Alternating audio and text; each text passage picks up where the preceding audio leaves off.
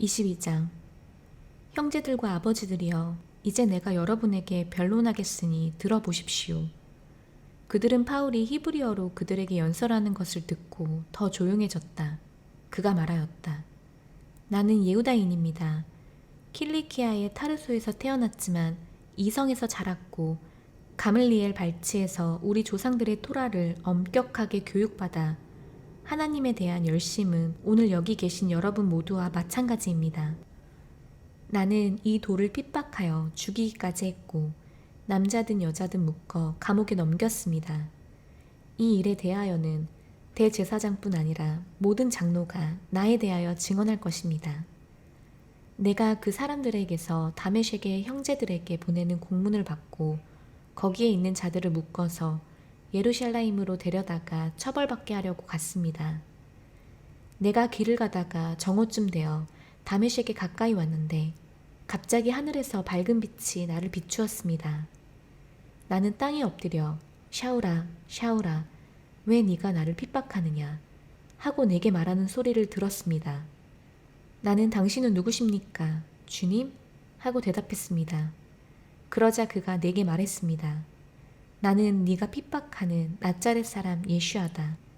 그때 나와 함께 있던 사람들이 그 빛은 보았지만 내게 말씀하시는 분의 소리는 듣지 못했습니다. 내가 말했습니다. 제가 무엇을 해야 합니까, 주님? 주님께서 내게 말씀하셨습니다. 일어나 다메섹으로 가거라. 앞으로 네가 행할 정해진 모든 일을 거기서 너에게 말해줄 것이다. 나는 그 빛의 광채 때문에 볼 수 없게 되자 같이 있던 사람들의 손에 이끌려 다메섹으로 갔습니다. 거기에 아나니아라는 사람이 있었는데 그는 토라에 따라 사는 경건한 사람으로서 거기에 사는 모든 예후다인에게 인정받는 사람이었습니다. 그가 내게 와서 곁에 서서 말했습니다. 사울 형제여, 보십시오. 바로 그때 나는 그를 보았습니다. 그가 말했습니다.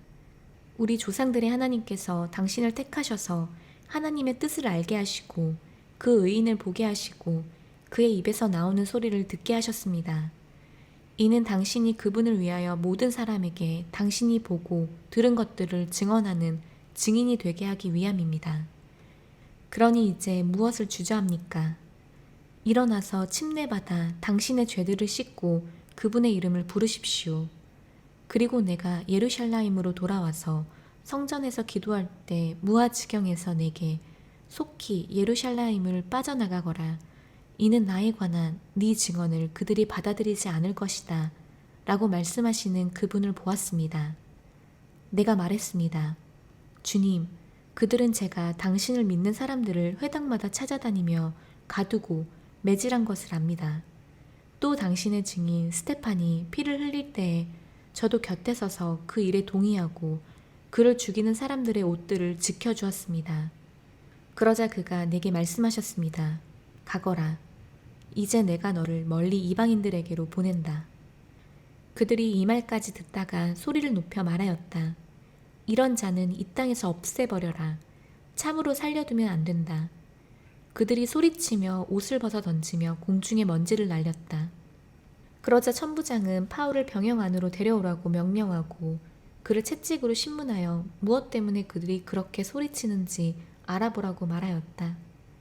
그들이 채찍질하려고 파울을 눕히자 파울이 곁에 서 있는 백부장에게 말하였다. 여러분은 로마 사람을 재판도 하지 않고 매질해도 됩니까? 백부장이 이 말을 듣고 천부장에게 가서 보고하여 말하였다. 어떻게 하려고 하십니까? 참으로 이 사람은 로마 사람입니다. 그러자 천부장이 파울에게 와서 말하였다. 내게 말하시오. 당신이 로마 사람이오? 그가 말하였다. 예. 천부장이 대답하였다. 나는 많은 돈을 들여서 이 시민권을 얻었소. 파울이 말하였다. 나는 태어날 때부터입니다. 그러자 신문하려던 사람들이 곧 그에게서 떠났다. 천부장도 그가 로마 사람이라는 것을 알아차리고 그를 묶었던 일로 두려워하였다. 그 다음날 천부장은 파울이 왜 예후다인들로부터 고소를 당하였는지 그 진상을 알기 위하여 파울을 풀어주고 대제사장들과 모든 사내들인 회원들의 소집을 명령하고 파울을 데려가서 그들 앞에 세웠다. 23장. 바울이 사내들인 회원들을 주시하며 말하였다. 형제들이여, 나는 이날까지 하나님 앞에서 오로지 선한 양심을 가지고 살았습니다. 그러자 아나니아 대제사장이 그 옆에 서 있는 사람에게 그의 입을 치라고 명령하였다. 그때 바울이 그에게 말하였다. 회칠한 담이여, 이제 하나님께서 당신을 치실 것이오. 당신은 토라에 따라 나를 재판한다고 앉아서 어떻게 토라를 어기고 나를 치라고 명령하시오. 곁에 서 있는 사람들이 말하였다. 하나님의 대제사장을 당신이 모욕하오? 바울이 형제들이여, 나는 그가 대제사장인 줄 몰랐습니다. 하고 말하였으니 이는 네 백성의 지도자를 너는 저주하지 말아야 한다. 라고 기록되었기 때문이었다. 바울은 그들의 한 편이 짜독인들이고 다른 편이 파르시인들이라는 것을 알고 사내들인에서 외쳤다.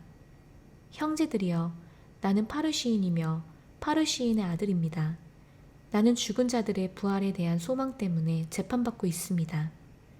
그가 이런 말을 하자 파르시인들과 짜독인들 사이에 다툼이 일어나 무리가 나뉘어졌으니 이는 짜독인들은 부활도 천사도 영도 없다고 말하지만 파르시인들은 그 모든 것을 인정하기 때문이었다.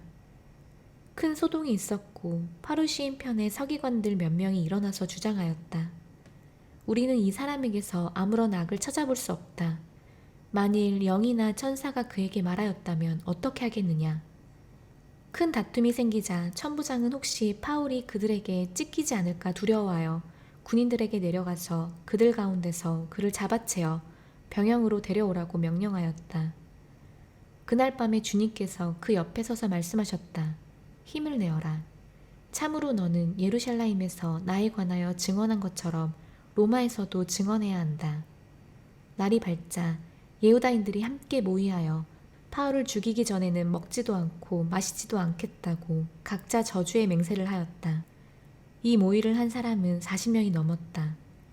그들이 대제사장들과 장로들에게 가서 말하였다. 우리는 바울을 죽이기 전에는 아무것도 입에 대지 않겠다고 각자 저주의 맹세를 하였습니다. 그러니 이제 여러분은 사내들인과 함께 그에 관하여 자세히 조사하기로 결정한 것처럼 하여 천부장에게 알리고 천부장이 여러분에게 그를 데려오게 하십시오. 그러면 우리가 그가 이곳에 가까이 오기 전에 죽일 준비를 하겠습니다. 바울의 생질이 이 음모를 듣고 가서 병영으로 들어가 바울에게 전하였다. 바울이 한 백부장을 불러 말하였다. 이 청년이 천부장에게 전할 말이 있다고 하니 그에게 좀 데려다 주십시오. 그래서 그는 천부장에게 그를 데리고 가서 말하였다. 죄수 바울이 저를 불러서 이 청년이 천부장께 드릴 말씀이 있으니 당신께 데려가 달라고 간청했습니다. 천부장이 청년의 손을 잡고 따로 데리고 가서 물었다. 내게 전할 말이 무엇이냐? 그가 말하였다. 예후다인들이 내일 바울에 관하여 좀 더 물을 것이 있는 것처럼 하여 바울을 사내들인으로 데려다 달라는 간청을 당신께 하기로 합의했습니다. 그러니 당신은 그들의 청을 들어주지 마십시오. 참으로 그들 중에는 바울을 죽이기 전에는 먹지도 않고 마시지도 않겠다고 각자 저주의 맹세를 한 사람이 40여 명이 됩니다. 지금 준비하고 당신의 약속을 기다리고 있습니다. 그래서 천부장은 그 청년을 보내며 명령하였다. 이 일을 내게 고했다는 말을 아무에게도 드러내지 마라. 그리고 그는 백부장 2명을 불러서 말하였다. 밤 제3시에 카이사랴까지 갈 군인들 200명과 기병 70명과 투창병 200명을 준비하여라. 또 바울을 태워 펠릭스 총독에게 안전하게 데리고 갈 가축도 대기시켜라. 그리고 그는 이런 내용의 편지를 썼다. 클라우디오 리시아가 펠릭스 총독 각하께 문안드립니다. 이 사람은 예후다인들에게 잡혀서 막 죽게 되었는데 저는 그가 로마 사람인 줄 알고 군대를 데리고 가서 그를 구했습니다. 저는 그들이 무엇 때문에 그를 고소하는지 알려고 그들의 사내들인으로 그를 데리고 갔습니다. 저는 그가 그들의 토라 문제로 고소당했을 뿐이며 사형을 당하거나 갇힐 만한 아무런 고속거리가 없다는 것을 알았습니다. 그러다가 그 사람에 대한 음모를 알게 되어 그를 곧 당신께 보내는 것입니다. 그리고 그를 고소하는 자들에게도 당신 앞에서 그에 관하여 말하라고 명령했습니다. 그때 군인들은 명령대로 파울을 데리고 밤새도록 안티파트리까지 갔다. 그 다음 날 그들은 기병들이 그와 함께 가게 하고 병영으로 돌아갔다. 그들이 카이사랴에 들어가서 그 편지를 총독에게 전달하고 파울을 그 앞에 세웠다. 그가 그 편지를 읽고 파울에게 어느 지방 출신인가를 물었다.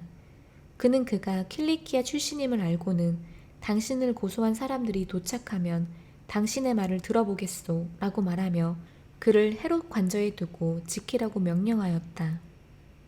24장 5일 후에 아나니아 대제사장이 장로들과 테루틸로라는 변호사와 함께 내려가서 총독에게 파울을 고소하였다.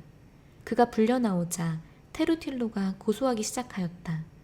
우리는 각하 덕분에 많은 평화를 누리며 이 민족이 각하의 성견지명으로 개혁을 이룰 수 있었습니다. 펠릭스 각하, 우리는 어떤 면으로나 또 어디에서나 이것을 환영하며 매우 감사에 마지 않습니다. 각하를 오래 방해하지 않겠으니 너그럽게 우리 말을 잠깐 들어주시기를 간청합니다. 참으로 우리가 보니 이 사람은 전염병 같은 자고 세상에 있는 온 예후다인들을 소욕해 한 자고 나자렛 종파의 지도자입니다. 또한 그가 성전을 더럽히려고 하여 우리가 그를 붙잡았습니다. 천부장 리시아가 와서 그를 우리 손에서 강제로 빼앗아 갔습니다. 이 모든 일에 관하여 그를 신문하시면 우리가 그를 고소하는 이유를 아실 수 있을 것입니다. 그러자 예후다인들도 합세하여 이 모든 것이 사실이라고 주장하였다. 총독이 파울에게 말하라고 머리를 끄덕이니 파울이 대답하였다. 각하께서 여러 해 동안 이 민족의 재판장이신 것을 제가 알기에 기쁜 마음으로 저 자신에 관한 일들을 변론하겠습니다. 각하께서는 제가 예루살렘에 경배하러 올라간 지 12일밖에 되지 않았다는 것을 알아보실 수 있습니다. 그들은 제가 성전에서 누구와 논쟁하거나 회당이나 성 전체에서 군중을 선동하는 것을 보지 못했습니다. 그들은 지금 저를 고소하는 일에 관하여 각하께 어떤 증거도 내세울 수 없을 것입니다. 그러나 저는 이것을 각하께 고백합니다. 그들이 종파라고 말하는 그 도를 따라서 저는 조상의 하나님을 섬기고 토라와 예언서에 기록된 모든 것을 믿으며 하나님께 소망을 가지고 있습니다. 그들 자신도 이 소망을 기다리고 있으니 의인들과 불의한 자들의 부활이 있을 것이라는 것입니다. 이 때문에 저 자신은 항상 하나님과 사람들 앞에서 흠 없는 양심을 가지려고 애쓰고 있습니다. 수년 만에 저는 제 민족에게 구제금을 전달하고 예물을 바치려고 왔습니다. 그러는 동안에 그들은 제가 성전에서 정결 예식 받는 것을 보았으니 군중도 함께 없었고 소동도 없었습니다. 거기에는 아시아에서 온 예후다인들 몇 명이 있었는데 만일 그들이 저에 대하여 할 말이 있으면 각하 앞에 나타나서 고소해야 할 것입니다. 그렇지 않으면 제가 사내들인 앞에 설 때에 이 사람들이 무슨 악한 행위를 찾아내었는지 말하라고 하십시오. 다만 제가 그들 가운데 서서 외친 이 한 소리는 죽은 자들의 부활 때문에 제가 오늘 여러분 앞에서 재판받고 있다 라는 것이었습니다. 펠릭스는 그 도에 관하여 분명하게 알았기 때문에 천부장 리시아가 내려오면 내가 여러분에 관한 일을 결정하겠다 라고 하며 재판을 연기하였다. 그는 백부장에게 명령하여 파울을 지키되 그를 편안하게 해주고 그의 친지들이 그를 섬기는 것을 아무도 막지 말라고 하였다. 며칠 후에 펠릭스가 예후다인인 자기 아내 두루실라와 함께 와서 파울을 불러내어 예슈아 마시아를 믿는 믿음에 관하여 들었다. 그가 의와 절제와 다가올 심판을 강론하자 펠릭스는 두려워하며 이제 그만 가시오. 틈이 나면 내가 당신을 부르겠소 하고 대답하였다. 그러면서도 그는 파울에게서 돈을 받기를 바라고 그를 자주 불러 같이 이야기하였다. 그리고 2년이 지나고 나서 펠릭스의 후임자 포르키오 페스토가 부임하였다. 그러나 그때까지 펠릭스는 예후다인들의 환심을 사고 싶어서 파울을 가둔 채로 내버려 두었다.